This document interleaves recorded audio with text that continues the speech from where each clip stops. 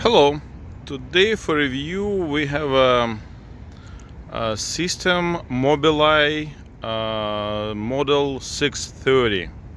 So this is the camera and the computer module. So it should be fixed in front of the, on the windshield. So like this. So this system consists of this computer, this display, and the harness. So let's.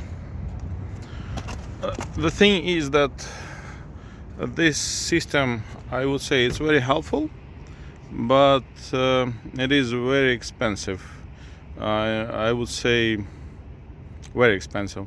So in Canada, it's the price is around $1,000 or $1,500, something like that, plus installation. So installation alone would cost around $500 or something. So I got this unit used. I would say I paid for it maybe $160 or $180. So I bought it as is. I was told that this system works. So, but it was very hard to do it because as soon as you are not installed, is not able to check if the system is working or not, because on display it was given an error ER20. It means there is no communication between the computer of the vehicle and the computer of the Mobileye. There is also another thing. So this is the Ford vehicle, and over here there is OBD diagnostic port, but actually this is not a port by itself. This is a gateway module. So whatever I was told, this module is preventing access to the system, to the OBD system of the vehicle. And this gateway module, it works as a firewall. So before the module, you can have access to the three buses of the OBD, if I'm not mistaken. So I'm not sure if it would work if you will connect it behind the gateway module, but anyway, I was connected before. So I connected to the harness. I install one more okay,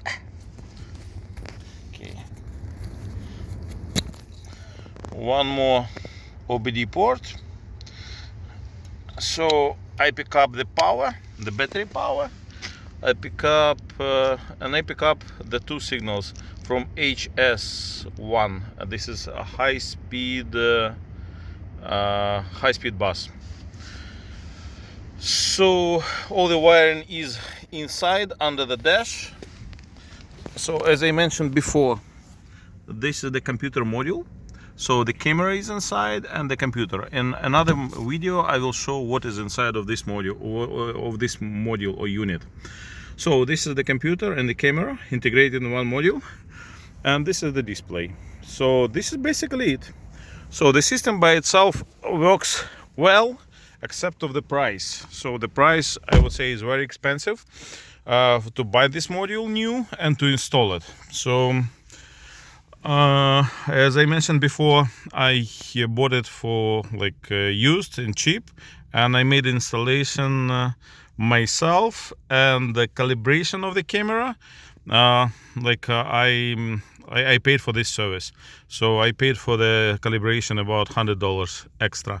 So in total it cost me around $300 in total, plus my labor. Okay, so what I like about this system, if you don't have an active system in your vehicle, so if the vehicle doesn't because the modern cars, they have a active system, so they have a adaptive cruise. Some of them, they have adaptive cruise control, and they can keep you on the lane. So this system can see the lane departure. They can see the pedestrians during the daytime only. they can see the vehicle in front of you, so it's calculating the distance, and this distance you can adjust, like what are the minimum distance, what are the maximum distance, or when this system will give you a warning. So the green warning, this is not dangerous, and when there is a red warning on the screen, it means it's dangerous. So it's a pedestrian, or it's a vehicle in the front, or also just I will show. So this is the screen.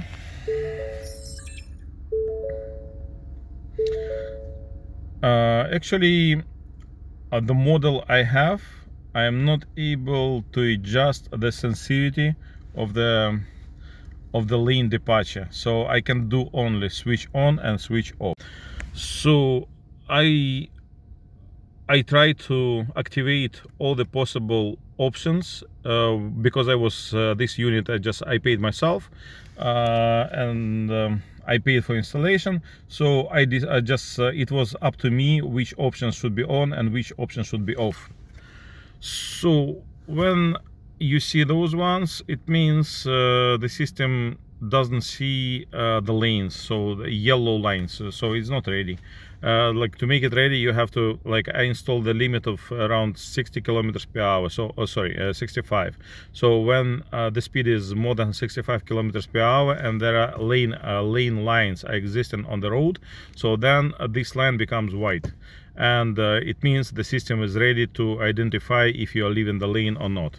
The thing is that when you are leaving the lane, like, it gives you a warning, but then you have to, first of all, you're not able to adjust the sensitivity. So as far as I understand, in all versions it was possible to adjust the sensitivity. Let's say the distance between the vehicle, between the wheel of the vehicle and between the lane, line of the lane. So on particularly on this system is not possible. So it's certain parameter, and the system knows by itself, like, if you're leaving or not leaving, because when you making a calibration of the system, you put the width of the vehicle, the height of the vehicle, and the model of the vehicle, and so on and so on. And you're not able to do that without special software and from Mobileye. That's why just also, like, I don't like this system, because you can buy yourself, you can install yourself, but calibration you're not able to do yourself. So you have to pay somebody to make it, because you have to have special adapter connected to the computer of Mobileye, and you have to have a special software in order to make a calibration. So anyway, so right now it's installed and it's running. It's a very good thing. Like I noticed, when there is a foggy weather, when there is a fog and visibility is like about 10 meters, the system will see very, very well. So when you're leaving the lane, but when there is a snowing, during the snow, because the lines they are covered with the snow, there is no, and the system and the camera doesn't see actually. So in this case, the system can see on the vehicle in the front, but it doesn't see the lane departure. But during like when there is a fog, like it works perfect. Like I tested, I didn't expect even. Okay, so what are the options? I can switch it off, but if I will stop the engine and I will start the engine, the system will start automatically. Right now I can when the engine is running, I can switch it off, I can switch it on. So this is the volume. The speaker is located on the in here inside of the camera unit, so I can do any volume, but actually for me even 1 is very loud, and actually I can switch off the sound at all, make it 0. So I keep it 1, but anyway it's still loud for me. I would say maybe the volume between 0 and 1 would be perfect. Okay, so there is the menu. This is the brightness of the vehicle, or brightness of the screen, but actually it's possible to adjust the brightness. So I have the lowest brightness and it works for me perfect. So next, oops, what else? Okay, so this is the vehicle in the front. So the minimum distance 0.9 seconds. I'm not able to make it lower. I can do 1 second. I can do up to 2.5 seconds. So if the vehicle in front of me it's about like 2.5 seconds away, or I'm accelerating on the vehicle, or the vehicle in front of me is braking, then it gives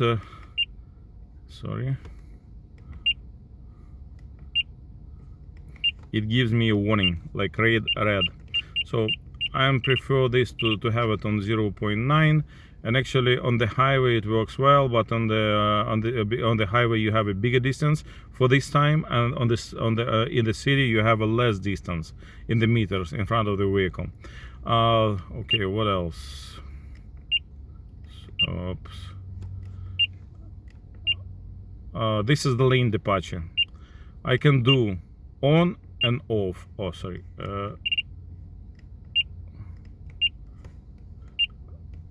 This is off and this is on. So that's it. Nothing else. Next, this is high beam. Is not activated because the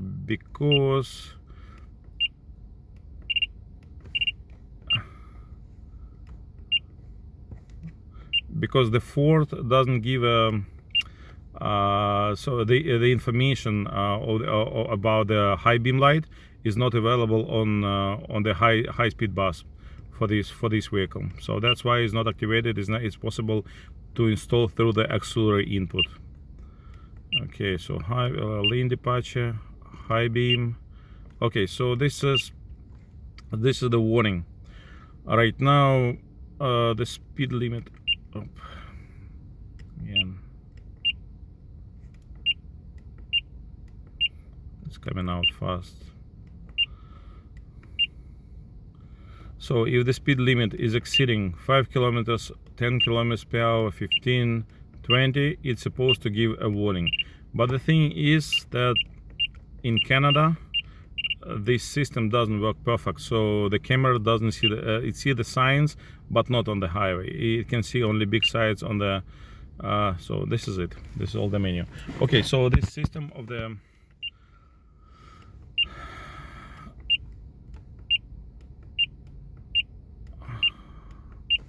warning of the speed, it doesn't work correctly in Canada.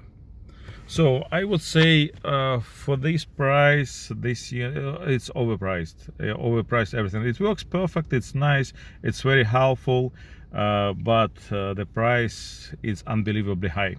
Another thing which is not possible, like sometimes you're not able to expect, like for example, it's very hard to check, for example, pedestrian. This system, particularly this system, can see pedestrian only on the daytime. But even on the daytime, it's just it's hardly to say if this system works or not. I've seen it personally only a few times. When the vehicle was moving and the pedestrian was in front of the vehicle, maybe 7 meters away. So if it's far away, it gives a signal of the sign of the person, green one. If you're coming fast to the person, then it would be like a red sign and the very loud sound. But it's very hard to test it, so I had it only like few times. That's why I'm not really rely on this option. Also, another thing, the car in front of, it's very hard to understand if the system, like when the system gives you a very loud warning, like a red car, like this symbol. Oops, this symbol. So it's very hard to see, and moreover, there is no demonstration mode on this device.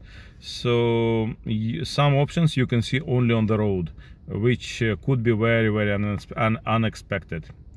But anyway, I would say this system is very helpful, but I wish this system would be included in the system or integrated in the system of the car already. Okay, thank you for review and see you next time.